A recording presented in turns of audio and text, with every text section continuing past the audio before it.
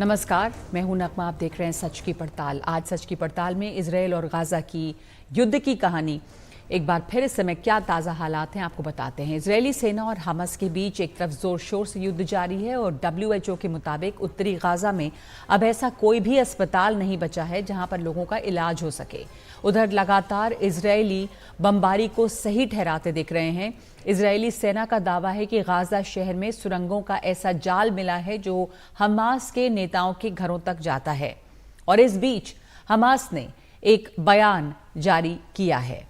Hamas ने बयान जारी करके कहा है कि हमास के प्रमुख नेता इस्माइल हानिये मिस्र की राजधानी काहिरा में है। मिस्र में एक नई डील के लिए बातचीत की कोशिश की जा रही है ताकि गाजा तक एड की नई खेप पहुंच सके और बंधकों को छुड़ाया जा सके। अब भी 120 इजरायली नागरिक हमास के कब्जे में हैं। लेकिन ताज़ा खबर के मुताबिक मिस्र की राजधानी काहिरा में ये बातचीत जारी है। इसी तरफ हमास की तरफ से बयान भी जारी किया गया है कि फिलिस्तीनी गुटों ने बंधकों को छोड़ने का प्रस्ताव ठुकरा दिया है। जब तक इजरायल इस युद्ध को खत्म करने पर नहीं मान जाता तब तक बंधक नहीं छोड़े जाएंगे। हमास लीडर हानिये वैसे तो कतर में रहता है और किसी भी तरह की बातचीत के लिए तभी सामने आता है जब किसी तरह की संधि की संभावना होती है। इससे पहले जब नवंबर में वो इजिप्ट आया तो गाजा और इजरायल का अब तक का पहला युद्ध विराम हुआ। एक डील के बाद सीज फायर की घोषणा की गई और एक सप्ताह के युद्ध विराम में 240 में से 110 बंधक छोड़े गए थे। इस डील को इजिप्ट और अमेरिका की मदद से कतर ने कराया था। इस बार भी इजिप्ट और कतर पर इसकी बड़ी जिम्मेदारी है, लेकिन अब तक खबरों के मुताबिक दोनों पक्ष किसी भी सहमति से दूर हैं। इस बीच UN सिक्योरिटी काउंसिल में गाजा के युद्ध विराम के प्रस्ताव पर वोटिंग एक बार फिर टाल दी गई है। अब तक वोटिंग 3 बार टल चुकी है। राजनयिक ऐसा प्रस्ताव बनाने में जुटे हुए हैं जिसे अमेरिका फिर से वीटो ना कर सके, यानी कि ऐसी भाषा की इसमें कोशिश की जा रही है। युद्ध विराम पर पिछले प्रस्ताव में अमेरिका ने इस युद्ध विराम के प्रस्ताव के खिलाफ वोटिंग की थी। तो एक तरफ एक नए युद्ध विराम के लिए बातचीत चल रही है, लेकिन इजरायल और लेबनान की सीमा पर इजरायली डिफेंस फोर्सेस और हिजबुल्लाह के बीच भारी युद्ध भी बताया जा रहा है। इजरायली बमबारी में एक लेबनानी महिला के मारे जाने के बाद से हिजबुल्लाह और आक्रामक है। अपने नागरिकों पर हुए हमले का बदला लेने को हिजबुल्लाह ने इजरायली ठिकानों पर हमले भी किए हैं। गांवों और आम नागरिकों के घरों को निशाना बनाते हुए कात्यूशा रॉकेट चलाए गए हैं। हमास प्रमुख के एक बार फिर इजिप्ट पहुंचने से उम्मीद बढ़ी है कि शायद एक बार फिर बंधक छोड़े जाएं और युद्ध विराम हो। लेकिन ये युद्ध विराम क्या किसी स्थायी हल की पहल कर पाएगा? अगले साल की शुरुआत से अमेरिकी चुनाव की गहमागहमी शुरू हो जाएगी। बाइडेन चुनावी साल में प्रवेश करेंगे तो उन पर भी युद्ध समाप्त कराने का दबाव बढ़ेगा और दूसरी तरफ नेतन्याहू के साथ देने का भी दबाव है। In the conflict between Israel and Hamas, we will continue to focus intensely on our core priorities, helping Israel ensure that what happened on October 7th can never happen again, bringing the conflict to an end as quickly as possible, while minimizing the loss of life and the suffering of civilians, getting the remaining hostages back home to their families, preventing the conflict from spreading, and, once and for all, breaking the devastating cycle of violence and moving toward durable, lasting peace. What is striking to me is that even as, again, we hear many countries urging the end to this conflict, which we would all like to see, I hear virtually no one saying, demanding of Hamas that it stop hiding behind civilians, that it lay down its arms, that it surrender. This is over tomorrow if Hamas does that. This would have been over a month ago, 6 weeks ago, if Hamas had done that. And how can it be that there are no demands made of the aggressor and only demands made of the victim? तो सवाल ये भी है कि कौन अग्रेसर है, कौन विक्टिम है। हमले की शुरुआत हमास ने की इस समय, लेकिन बहुत सारे आम फिलिस्तीनी इसमें मारे जा रहे हैं। और जब हम लास्टिंग पीस की बात करते हैं तो उस लास्टिंग पीस का रास्ता क्या है? क्या हमास के लीडर की इजिप्ट में मौजूदगी से सीज फायर की उम्मीद बढ़ती है? हमारे साथ मौजूद हैं खिवरात जागिर, बेन गुरियन यूनिवर्सिटी इजराइल से, और कमर आगा, रणनीतिक मामलों के जानकार। खिवरात जागिर, इस समय जो मौजूदगी है हमास के लीडर की कायरो में और बातचीत चल रही है, क्या खबर वहां से है? एक तरफ ये भी कहा जा रहा है कि कुछ फिलिस्तीनी गुटों ने इनकार कर दिया है बंधक छोड़ने से, और साथ साथ ये भी कि नेतन्याहू की तरफ से तो एक आक्रामकता है कि ये युद्ध नहीं रोका जाएगा, या तो सरेंडर करें या फिर युद्ध जारी रहेगा। तो कितनी गुंजाइश या कितनी उम्मीद बंधी हुई है सीज फायर की फिर से? नगवा जी नमस्कार। नमस्कार। सीज फायर की उम्मीद बड़ी कमजोर है। इस्माइल हानिया ने पिछले सप्ताह भर पहले, इजिप्ट आने के पहले, उन्होंने स्टेटमेंट दी थी कि वो बातचीत के लिए तैयार है। और ऐसा इसलिए हुआ कि इजराइल की आर्मी ने पिछले महीने भर से उत्तरी गाजा से बढ़ के दक्षिणी गाजा में जो अपनी कार्रवाई की, जहां से उन्होंने बहुत ज्यादा सुरंगों का पता किया, उन सुरंगों का जो हमास के नेताओं के घरों से जुड़ी हुई थी। इसके बाद हमास के लिए सर्वाइवल, अपने आप को बचा पाना, मेरे ख्याल से एक बड़ा प्रश्न बनता जा रहा था। तो हमास की जरूरत ये लगती है कि कम से कम थोड़ी मिलिट्री कार्रवाई पे किसी तरह का बहाना लगे।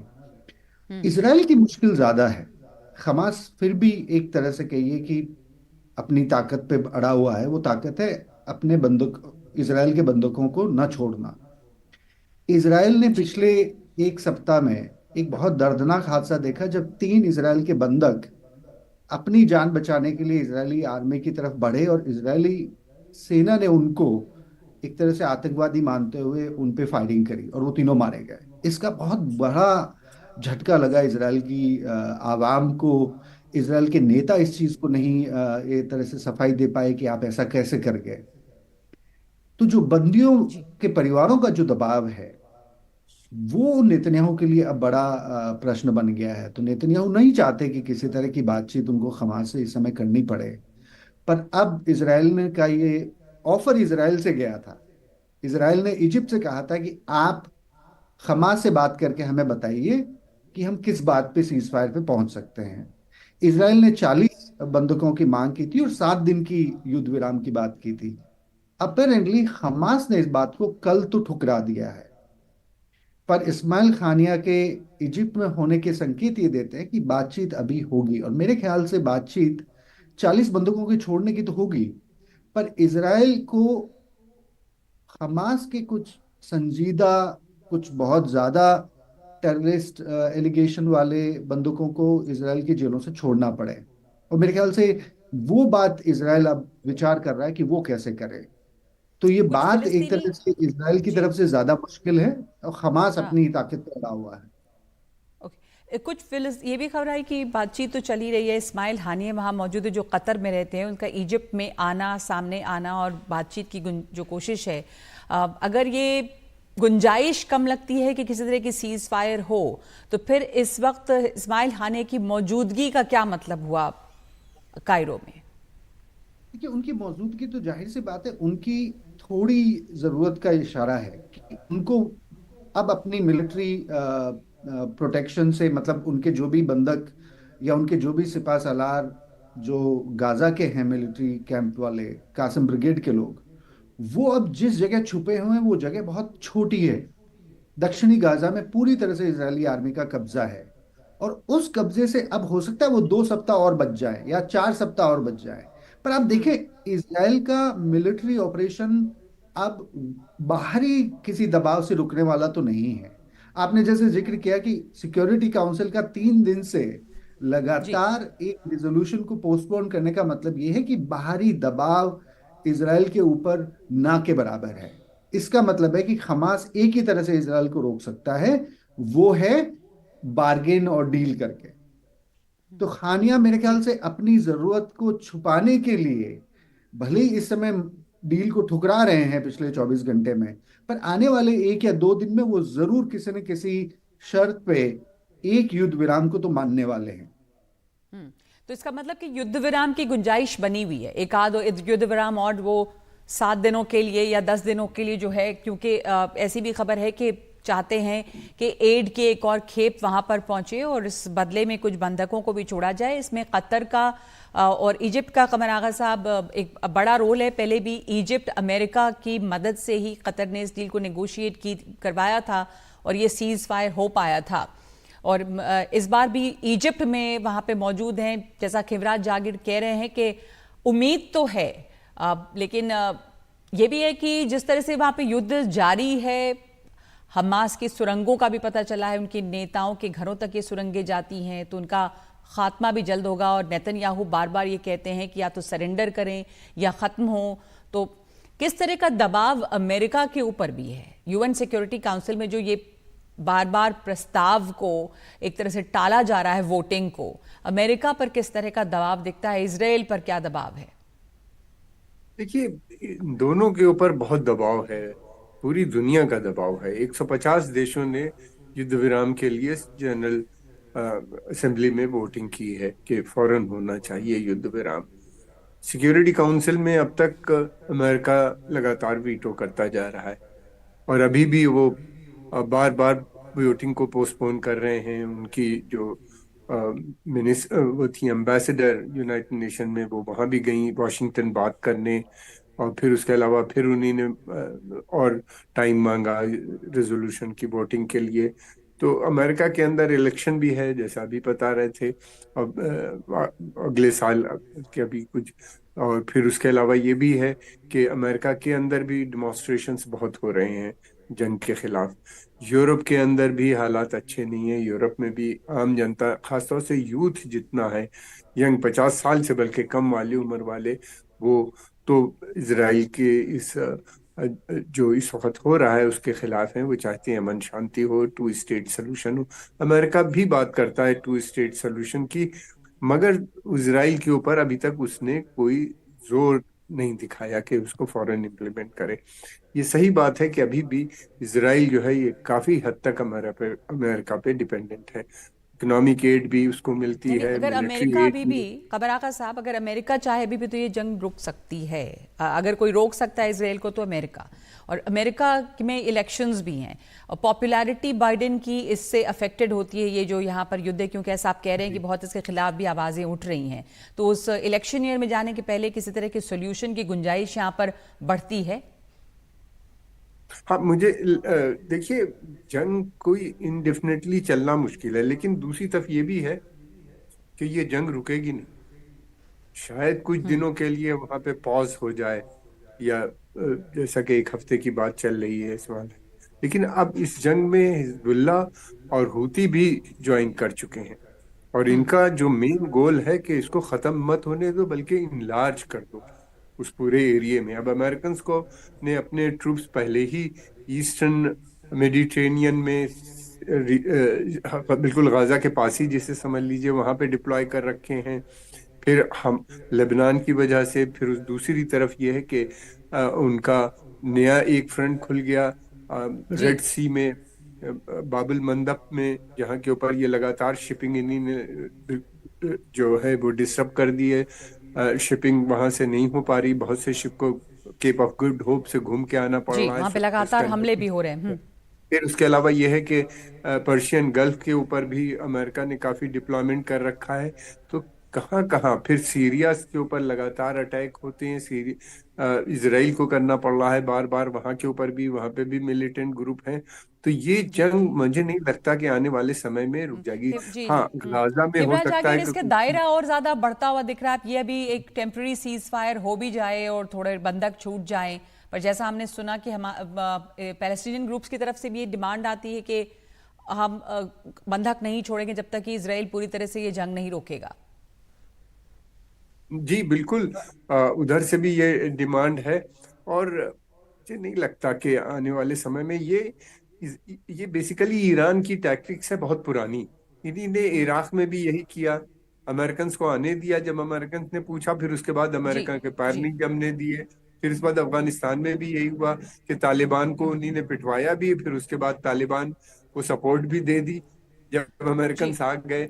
अब वही मुझे लगता है कि बिल्कुल उसी तरह के हालात यहाँ भी चारों तरफ से वो घिरे में हैं। देखिए, हाँ किसी और देश की आर्मी से लड़ना आसान काम होता है, मगर ये नॉन स्टेट जो एक्टर्स होते हैं, और फिर हूती इसके पास तो कुछ है ही नहीं, उनका तो सब कुछ पहले ही बर्बाद हो चुका है। और वो एक पूरा कोलिशन बहुत स्ट्रांग बनता हुआ नजर आता है।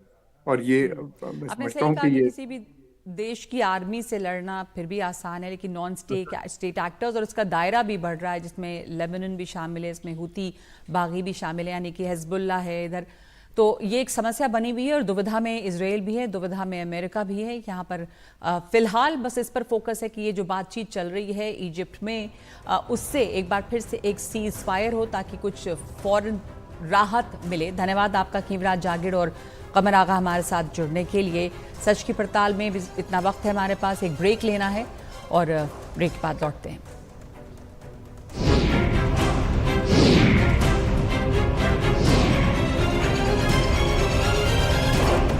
कनाडा को लेकर भारत के रुख में कोई बदलाव नहीं आया है। ये बात आज विदेश मंत्रालय के प्रवक्ता अरिंदम बागची ने कही। उन्होंने कहा कि भारत को उम्मीद है कि कनाडा भारत विरोधी तत्वों और अलगाववादियों पर कार्रवाई करेगा। अरिंदम बागची ने ये जवाब दिया जब कनाडा के जस्टिन ट्रूडो ने एक इंटरव्यू में ये कहा था कि उन्हें लगता है कि भारत के रुख में काफी बदलाव आया है।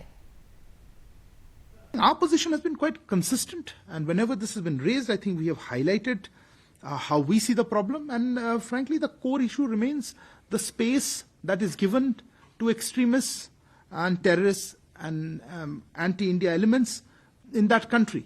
I think you would have heard from External Affairs Minister recently, as well as others, about the developments of that case and the fact that if there's something that we look into it. But at the core of it, the problem remains this. So I wouldn't like to say whether they have noted a shift or not, because certainly our position has remained consistent.